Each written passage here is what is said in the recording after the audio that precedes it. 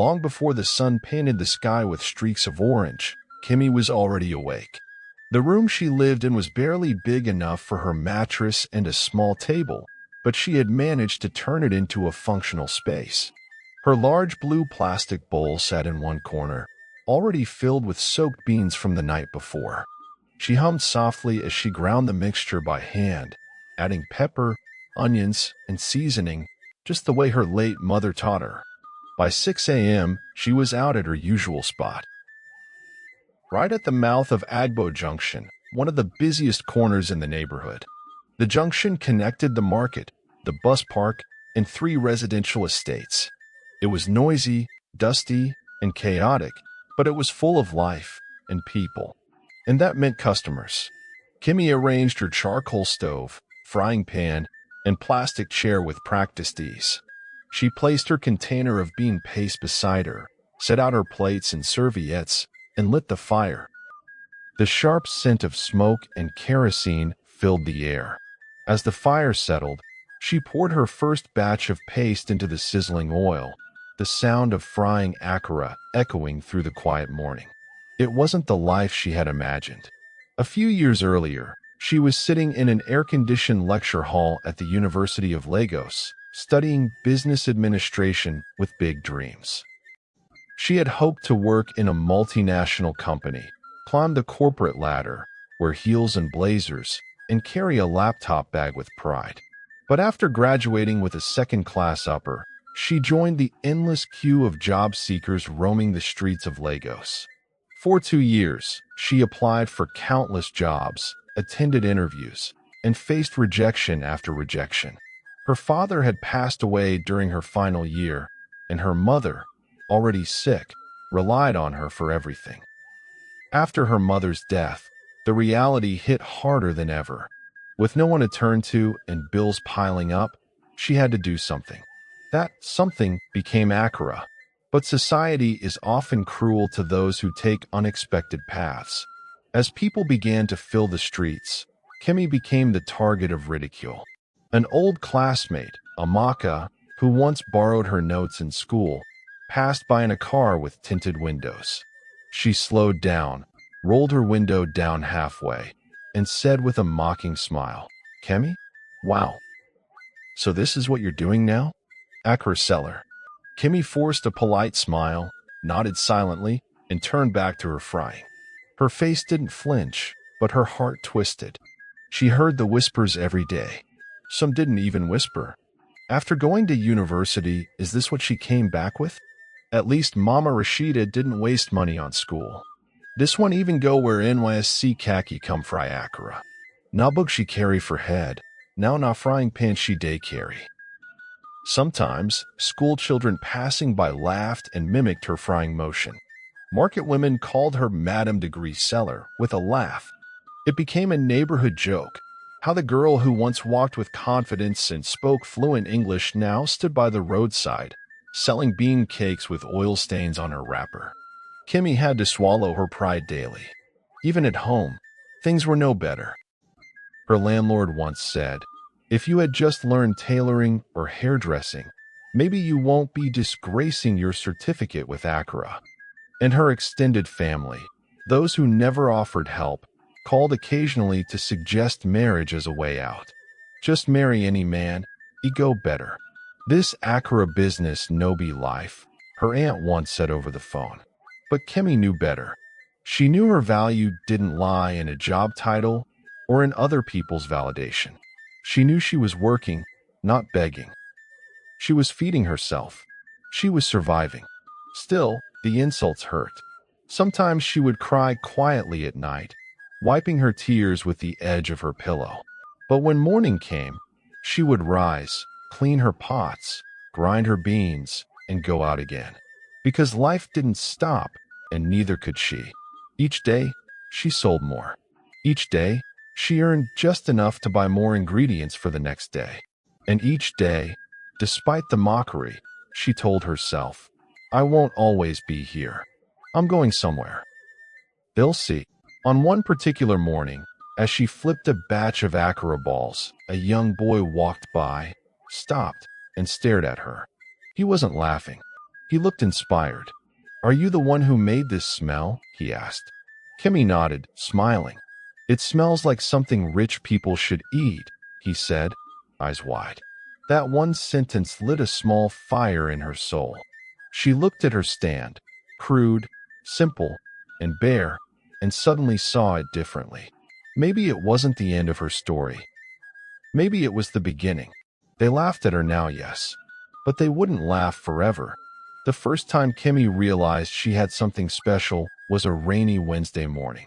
The streets were half empty, the usual bustle of Agbo Junction replaced with cautious footsteps and umbrellas. She had considered staying in bed that morning.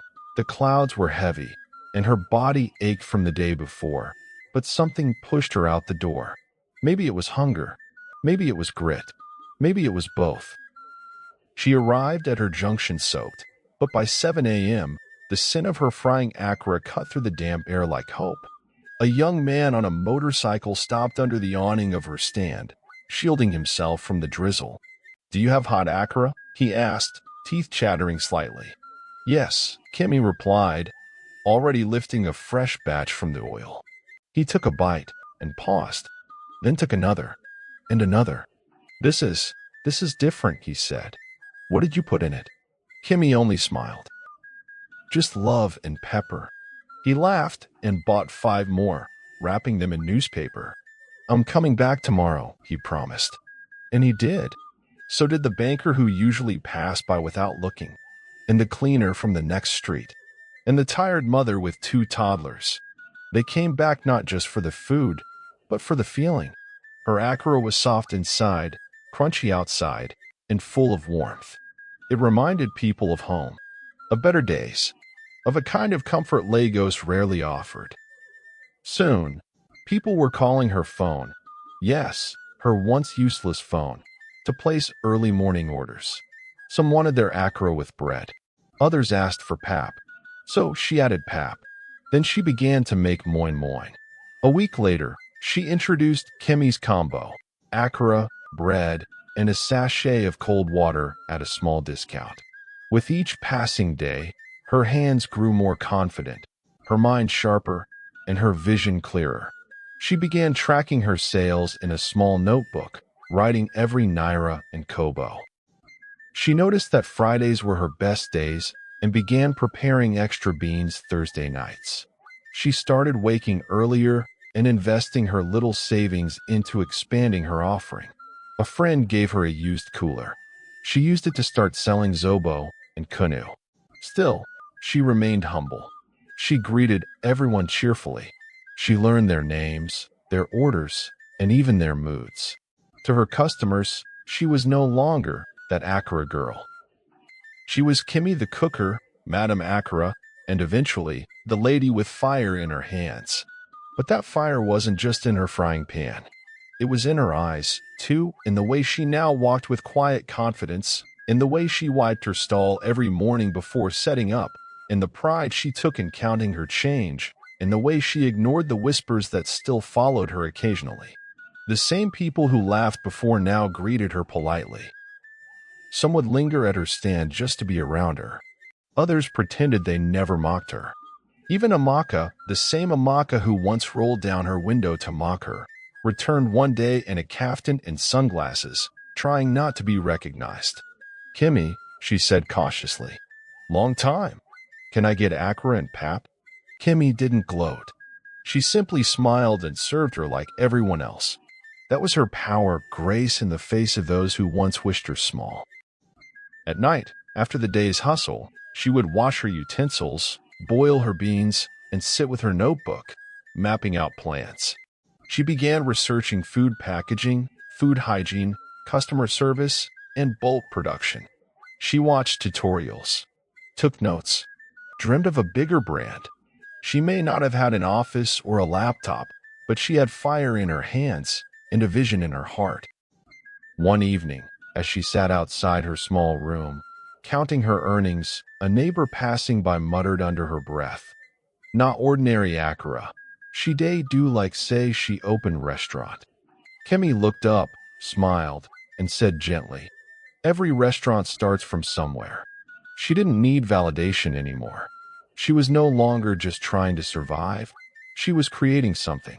With every ball of Akara she fried, she was writing a story. And this was only chapter 2. It started with a nylon bag. Kemi, now used to the regular stream of early morning customers, realized she was running out of space and patience for juggling coins, Akara, and customer orders with her bare hands. One day, a woman in a neat suit frowned as oil accidentally touched her blouse during payment. Kemi apologized repeatedly, but the incident lingered in her mind all evening. The next morning, Kemi showed up with a roll of brown paper bags and small takeaway nylons. The change was simple but powerful. Her customers smiled when she handed them their Akara in clean packaging. They felt valued. They felt seen. That's when she understood something. Presentation mattered. She began to think differently. No longer as a roadside vendor, but as a businesswoman. Kemi started branding in her own small way. She saved up and printed simple stickers with Kemi's Kitchen written in bold, cheerful font. She stuck them on her paper bags and coolers. The same people who once whispered insults now took pictures of her stand and posted them on WhatsApp statuses. Support small businesses, oh? This Akara is fire hashtag Kemi's Kitchen. Then came the orders. A customer who worked in a private school asked if she could supply Akara every morning to their staff lounge. They like it hot and fresh, she said. Kemi agreed, rising an hour earlier each day to meet the demand.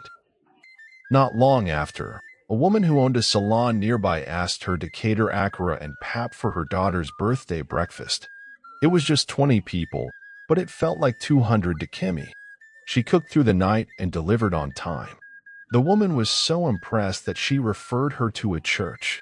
Step by step, customer by customer, Kemi began to spread her reach beyond the junction.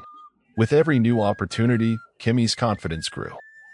She registered a business name through the help of a friend who worked in a cyber cafe. She now had a real name, Kemi's Kitchen Ventures. She opened a small business account and even downloaded a budgeting app to monitor her expenses. She attended a free business seminar at a community hall and sat in the front row, taking notes like her life depended on it. She asked questions about pricing, marketing, and bulk supplies.